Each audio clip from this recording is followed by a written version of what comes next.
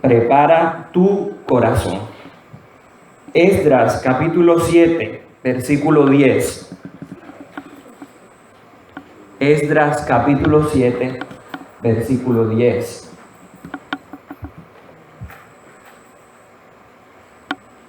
Cuando todos lo tengan, digan amén.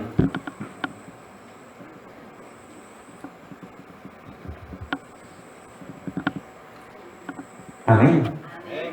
Bueno.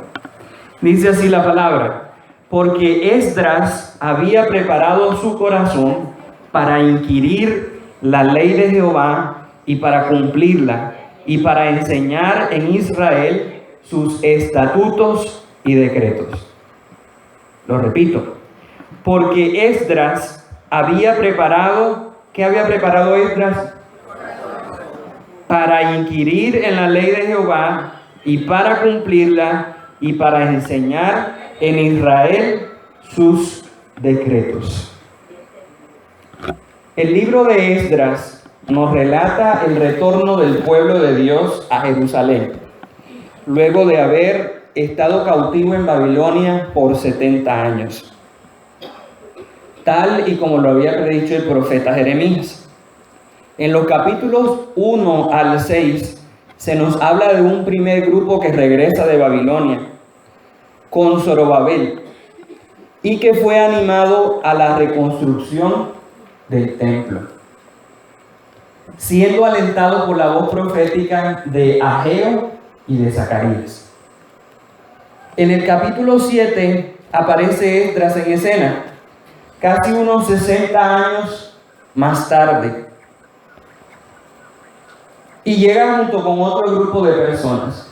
La misión de Esdras era un tanto diferente a la misión que había traído Zorobabel y a la misión que trajo Nehemías unos añitos más tarde de la llegada de Esdras.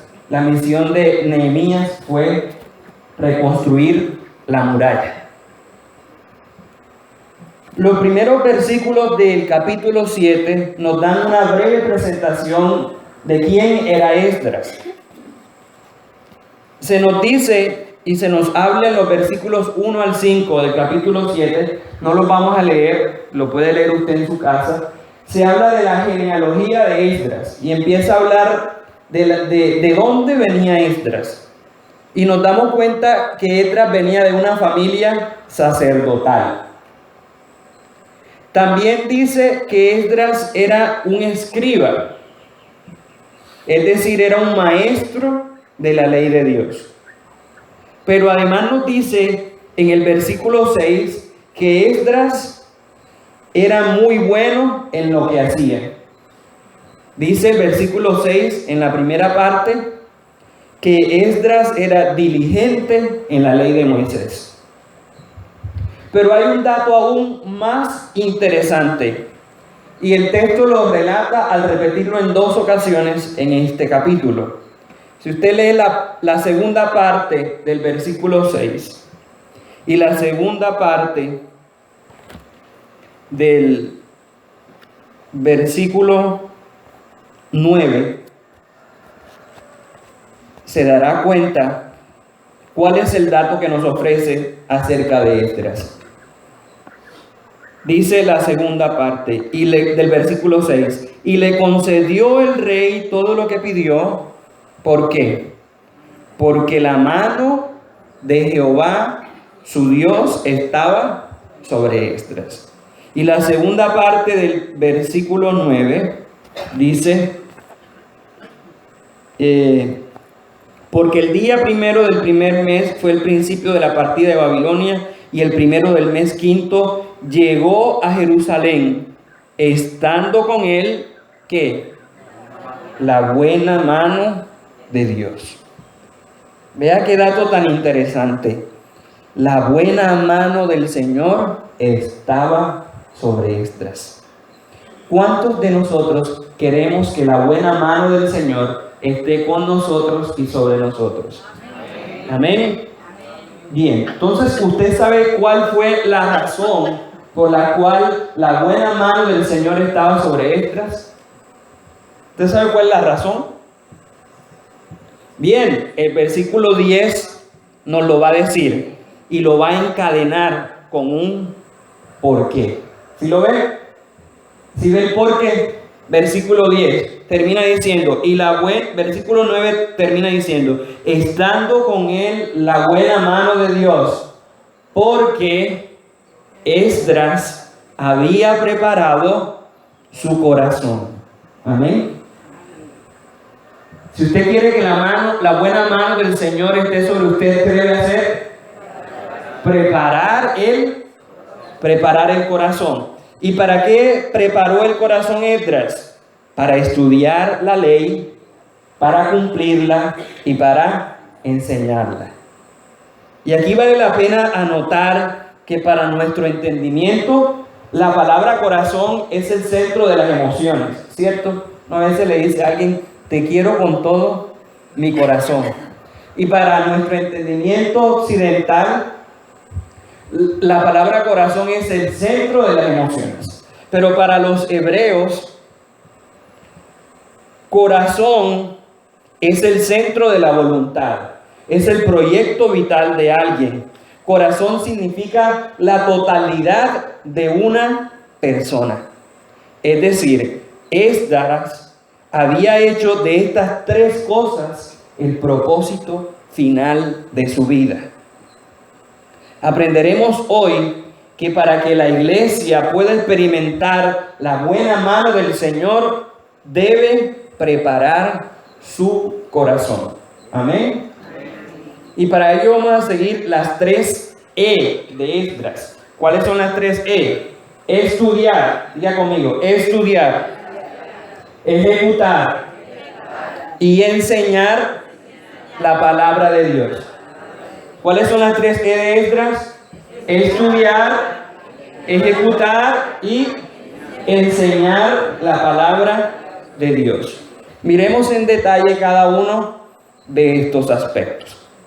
Bien, entonces nos dice el versículo 10 que Esdras había preparado su corazón para inquirir la ley de Jehová, es decir, para estudiar. Es la primera E, para estudiar. Esdras había hecho de la ley, y aquí se refiere al Pentateuco, a los primeros 5 de la Biblia, libros de la Biblia que contenían la ley de Moisés, había hecho de la ley su libro de estudio. Para él estudiar la ley no era solo leerla. La palabra inquirir implica escudriñar, implica desear, implica meditar en la palabra. La ley era su libro de consulta. A través de ella podía juzgar lo que estaba bien y lo que estaba mal. De hecho, en el versículo 14 del capítulo 7, se nos dice que el rey Artajerjes manda a Esdras a visitar a Judea y a Jerusalén conforme a la ley. ¿Cómo será eso de visitar conforme a la ley? Y básicamente esta palabra visitar quiere decir averiguar la situación en que se encontraba el pueblo conforme a la ley. Es decir, la ley del Señor sería el referente por medio del cual Esdras haría un diagnóstico de la situación de su pueblo. Y eso solo podía hacerlo si era un estudioso de la palabra de Dios. La ley serviría como el espejo a través del cual Esdras podría ver al pueblo. ¿Cómo iba a evaluar la situación del pueblo? Conforme a la ley. Conforme a la ley del Señor. Cuando nos acercamos a las Escrituras, ¿con qué actitud llegamos? Quizá la leemos a diario, pero para algunos la lectura de la palabra se nos ha convertido en rutina. Algunos lo han llamado un callaconciencia, es decir, tengo que leerla para que mi conciencia esté tranquila. Algunos lo han tomado como un amuleto. Es que si no leo la palabra, si salgo de la casa sin leer la palabra, entonces me va a ir mal. La leemos deprisa y otros quizá no la leen o no la escuchan. Nos quedamos a veces con el sermón del domingo y la mayoría de los errores que cometemos en nuestra vida se debe al poco conocimiento de la palabra del Señor. El profeta dijo: mi pueblo se perdió por falta. ¿Qué tanto nos acercamos a la palabra tratando de ver nuestra condición? Tratando de averiguar nuestra situación, o en búsqueda de consejos para lo que debo hacer. ¿Es la palabra mi estándar, mi referente, mi libro de consulta? Creo que debemos encontrar la delicia en la palabra. Esdras se deleitaba en la ley del Señor. Así como el perro que encuentra un hueso. ¿Ustedes han visto un perro cuando se encuentra un hueso? Lo lame, lo roe, juega con él, lo entierra, ¿cierto? Da la vuelta y luego ¿qué hace? Lo desentierra y vuelve y lo lame, y lo roe y juega con él, y quizá encuentra aún más sabroso ese hueso. Deleite en la palabra. El salmista dijo en el Salmo 119, 97 al 98: oh, cuánto amo tu ley. ¿Cuántos amamos la ley del Señor? Oh, cuánto amo yo tu ley. Todo el día ella es mi meditación. ¿Qué ocupaba los pensamientos del salmista todo el día? La palabra del Señor. Y dice: me has hecho más sabio que mis enemigos con tus mandamientos, porque siempre están conmigo. Estudiar la palabra. Estudiar la palabra nos da sabiduría. Deleitarnos en la palabra, amar la palabra, meditar en la palabra, nos llevará a evaluar y a conocer nuestra condición. Amén. Entonces, prepara tu corazón para estudiar la palabra. Amén. Prepara tu corazón ¿para qué? Para estudiar la palabra. Segundo, ¿para qué más preparó Esdras su corazón? Dice: preparó el corazón para inquirir la ley de Jehová y para cumplirla. Ok, entonces Esdras preparó el corazón para ejecutar la palabra del Señor. Para ejecutar la palabra. Esdras inclinó su corazón a poner en práctica lo que leía y estudiaba. Puso por obra lo que la ley decía. Estuvo decidido a obedecer los mandamientos del Señor. La palabra pasó de estar en su intelecto, en su mente. Pasó de estar allí para estar en sus acciones, en su forma de vivir, en su forma de pensar, en su forma de actuar. La palabra permeó su estilo de vida. La gente podía ver en Esdras a un hombre coherente con lo que hacía. Era un hombre de coherencia. Su vida era un testimonio viviente a todos los hombres, a todas las personas, incluso a los que no conocían al Señor. Ya vemos que el rey Artajerjes, el rey de todo el imperio medo-persa, hablaba muy bien de él. Le confió tareas de gran magnitud. Si usted lee todo el capítulo 7, se va a dar cuenta en qué concepto tenía Artajerjes a Esdras. Le confió tareas que no le confiaría a nadie más. Le entregó dinero, joyas, los utensilios para el templo, teniendo la confianza de que Esdras administraría bien los recursos que le habían dado. Esdras no solo estuvo dispuesto a estudiar la palabra, sino que también estuvo dispuesto a aplicar lo que estudiaba. Creo que en estos tiempos Dios quiere una iglesia coherente con el mensaje de la palabra, que viva lo que lee en las Escrituras. De nada sirve saber mucha Biblia si no estamos dispuestos a cumplir lo que ella dice. Y obedecer lo que la palabra dice va a generar desajustes en nuestra vida. Y debemos correr el riesgo de ser incomodados por ella para acomodarnos a lo que Dios quiere y desea, para lo que Dios quiere que hagamos y para lo que Dios quiere que seamos. Si vivimos y encarnamos el mensaje, daremos testimonio a los demás. Y eso sí que produce una gran revolución. El impacto que generamos en otros no es tanto por lo que decimos, sino por lo que hacemos. Es más fácil que la gente olvide tus palabras a que olvide tus actos. A veces venimos al templo, escuchamos el sermón dominical y nos vamos a casa y quizá dijimos amén a todo. Pero cuando se llegó la hora de aplicar lo aprendido, entonces no queremos hacerlo. Hace unos años hablaba con un joven cristiano que debía sustentar un proyecto ante el gobierno. Había pasado un proyecto ante el gobierno.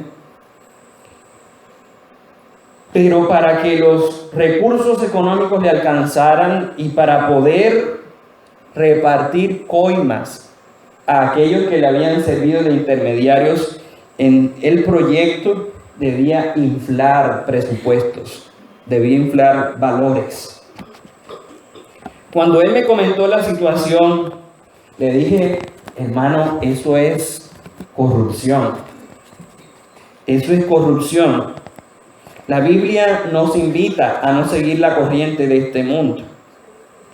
Entonces, él me contestó, bueno, la Biblia dice eso, pero cuando uno se enfrenta a la realidad, ya eso es otra cosa. Todo es distinto. Entonces yo le dije, esa es la realidad que estamos llamados a cambiar.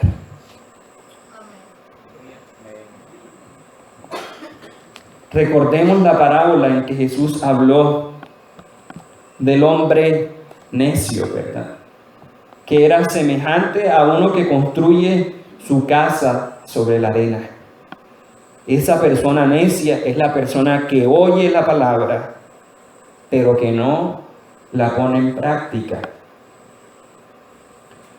Y Jesús lo compara con el hombre que construye la casa sobre la roca. Y a ese lo llama sabio.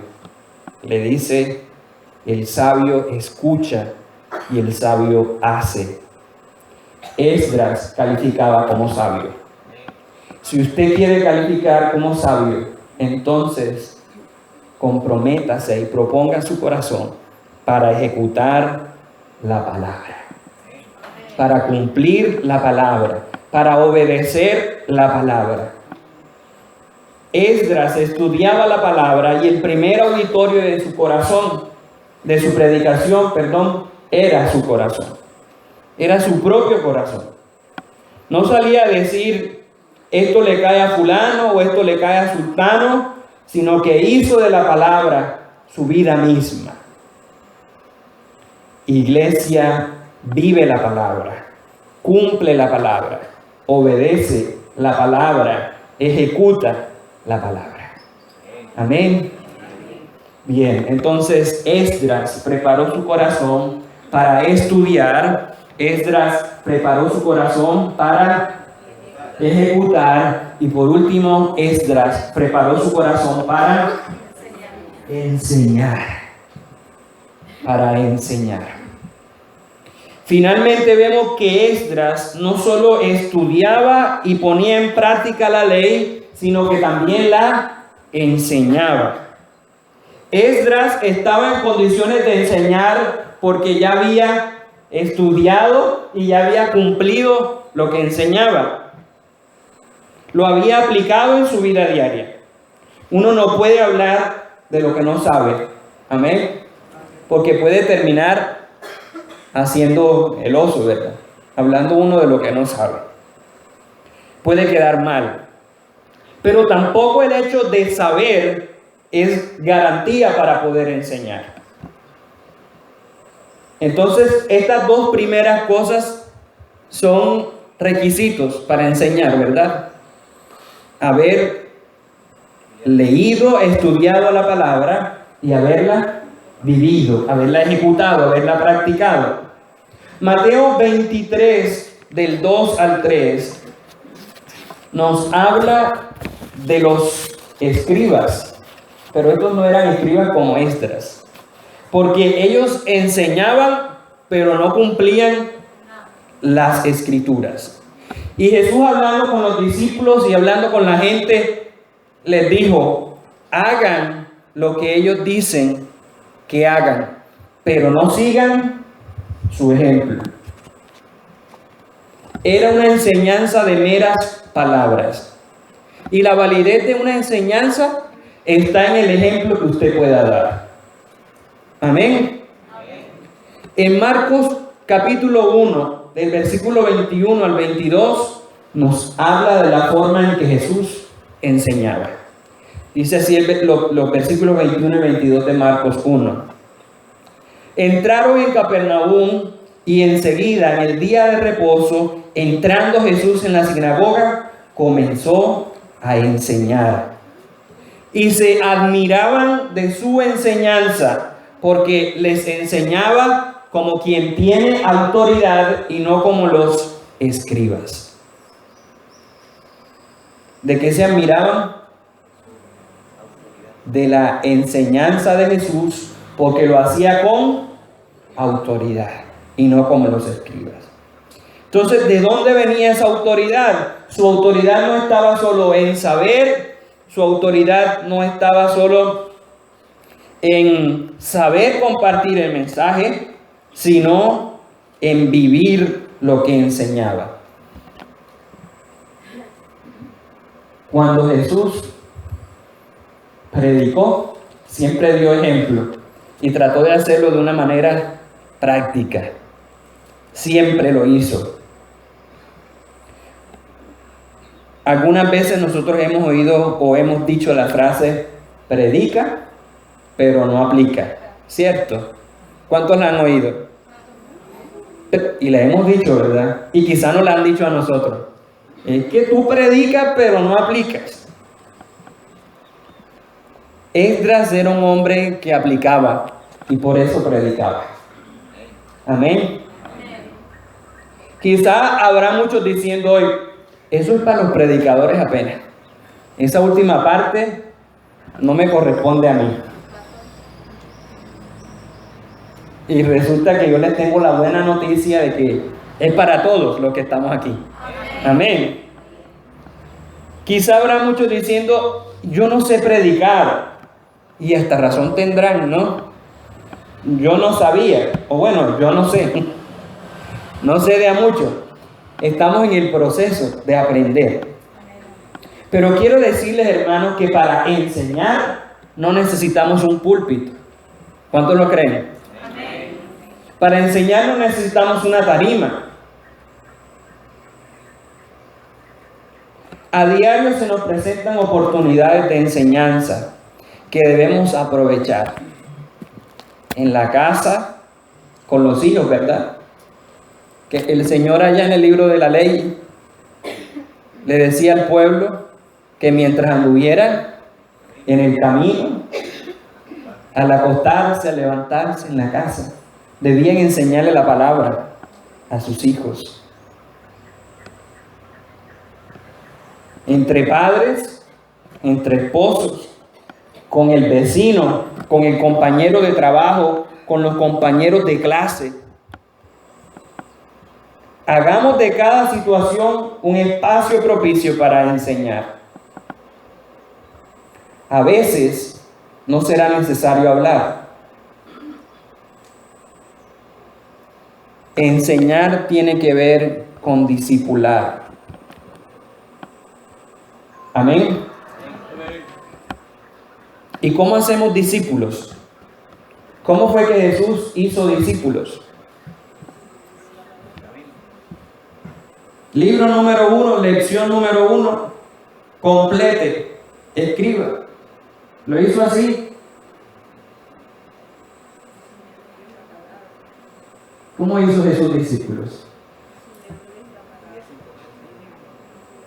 Con una relación con ellos. Amén. A través de una relación. Él les enseñó la palabra, les compartió el mensaje, pero en la relación con Jesús, ellos pudieron ver que el mensaje era coherente, que el mensaje estaba vivo, que la palabra, que el verbo se había hecho carne. Amén. Amén. Entonces no está mal hacer discipulados con libros. Eso está bien. El problema es cuando el discipulado y la enseñanza se queda allí en llenar el libro y no llevamos esto a una relación en la que la gente pueda ver el libro en acción. Amén. En la que la gente vea que el verbo se hace carne. La iglesia ha pecado por omisión, y cuando hablo de la iglesia no hablo de Betania, hablo de la iglesia en general. Y ahí caemos nosotros. ¿Sí? Ha pecado por omisión en cuanto al discipulado. Podemos ser guías de otros en la fe. Podemos ayudarlos a crecer. Podemos ayudar a formar en el otro los dones del Espíritu. Podemos establecer una relación con el otro que nos lleve a aprender de nuestra experiencia de fe.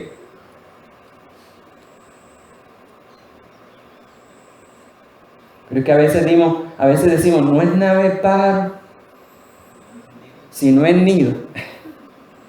Y a veces nos da miedo que vean el nido, ¿verdad? Y el discipulado o la enseñanza debe llevarnos a eso, a que la gente vea el nido. Es como vivo, ¿verdad?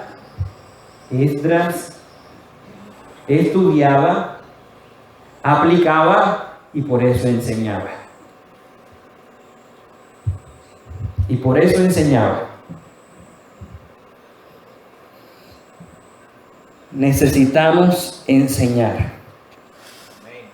El pastor Darrell Miller, en una de sus conferencias en cierta ocasión, hablando de discipulado, dijo: si la iglesia no discipula a la nación discipulará a la iglesia. Si la iglesia no discipula a la nación discipulará a la iglesia. Entonces es nuestra vida la que debe permear todas las esferas de la sociedad y enseñar la palabra. Enseñar la palabra con nuestra boca, pero también enseñarla con nuestro testimonio vivo.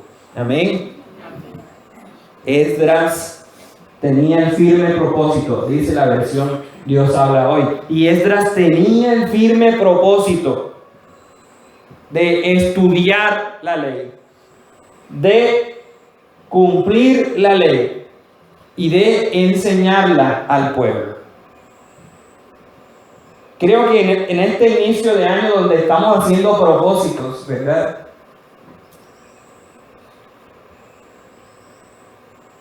¿Cuántos hacen propósitos a comienzo de año? Yo me propuse ir al gimnasio. Ayer pasé por ahí.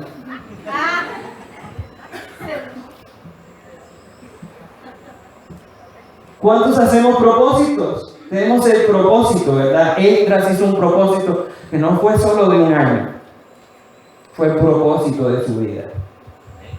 Entonces, hagamos de la palabra un propósito para nuestras vidas. El propósito de estudiar, el propósito de enseñar, el propósito de ejecutar la palabra. Esta forma en que Esdras se acercó a la ley del Señor llevó a la nación a un avivamiento espiritual tremendo. Más adelante, al final del libro de Esdras, en los capítulos 8, 9 y 10, y en el libro de Nehemías, podemos leer cómo por su predicación y por el testimonio de Esdras, el pueblo volvió su mirada al Señor. Si la iglesia quiere que la buena mano de Jehová esté sobre ella, entonces es oportuno que prepare su corazón. Si la iglesia quiere un verdadero avivamiento y un verdadero mover de Dios, entonces debe preparar el corazón para el estudio, para la obediencia de la palabra y para la predicación de ella. Si queremos un avivamiento, si queremos impactar a nuestra comunidad, entonces tenemos que preparar el corazón. Porque avivamiento no son solo milagros. Avivamiento no son profecías. Avivamiento son corazones rendidos delante del Señor. Eso es un despertar. Amén. Y eso fue lo que se produjo en el pueblo de Israel. Un despertar, un mover. La gente al escuchar la palabra lloró y se arrepintió y volvió su mirada al Señor. Y la buena mano de Jehová ya no solo estaba con Esdras, sino que la buena mano de Jehová estaba con el pueblo. Amén. Y antes de finalizar, entonces quiero que nos propongamos unas tareas para cumplir con este propósito. Y la primera tiene que ver con estudiar. Lea un pasaje diario. Si usted no sabe leer, pide que se lo lea. Medite en él. Busque la ayuda de alguien que lo oriente en algo que no logre entender. Participe de los espacios de formación que la iglesia está brindando. Tenemos Instituto Bíblico del Aire los sábados, gratis. Amén. Participe de los espacios de formación. Busque a Dios en oración mientras lee la palabra. Amén. En cuanto a aplicar, de hoy en adelante, cada vez que lee la palabra o cada vez que escuche un sermón, busque una manera práctica de obedecer lo que la palabra le está hablando.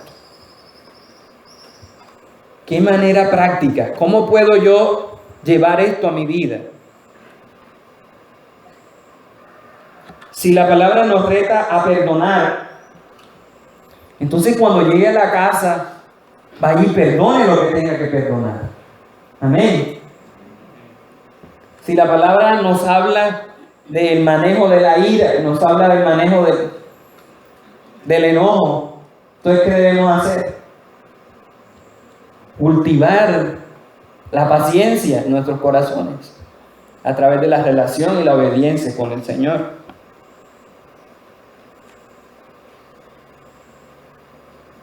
Pero a veces la palabra habla del enojo y cuando llegamos a la casa, la gallina boteó el caldero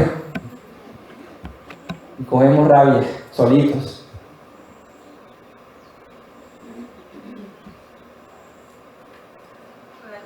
Si la palabra nos llama a ser generosos, entonces compartamos.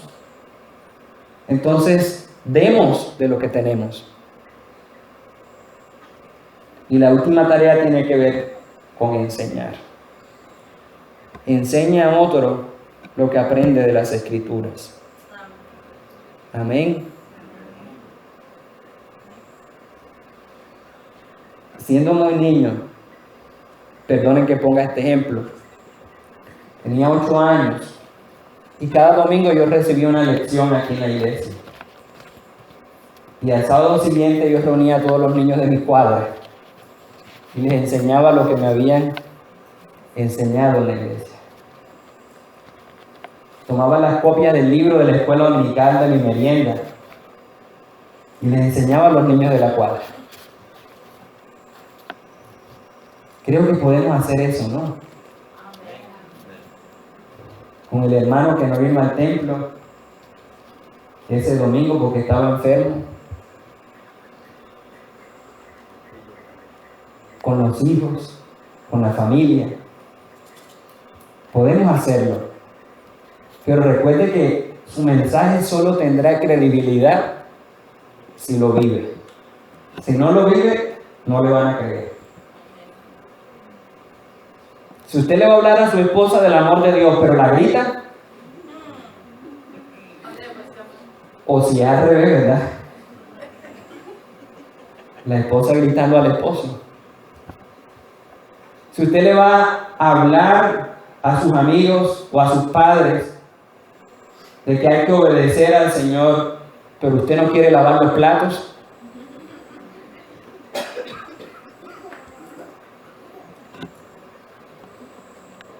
enseñe lo que aprende de las Escrituras. Y recuerde, no siempre será necesario hablar. Amén. Que el Señor bendiga nuestros corazones y que podamos hacer de estudiar, ejecutar y enseñar el propósito de nuestra vida, para que se levante un poderoso mover y un poderoso avivamiento del Señor en nuestras vidas, en la vida de la congregación, en la vida de la iglesia, que pueda impactar al mundo. Amén.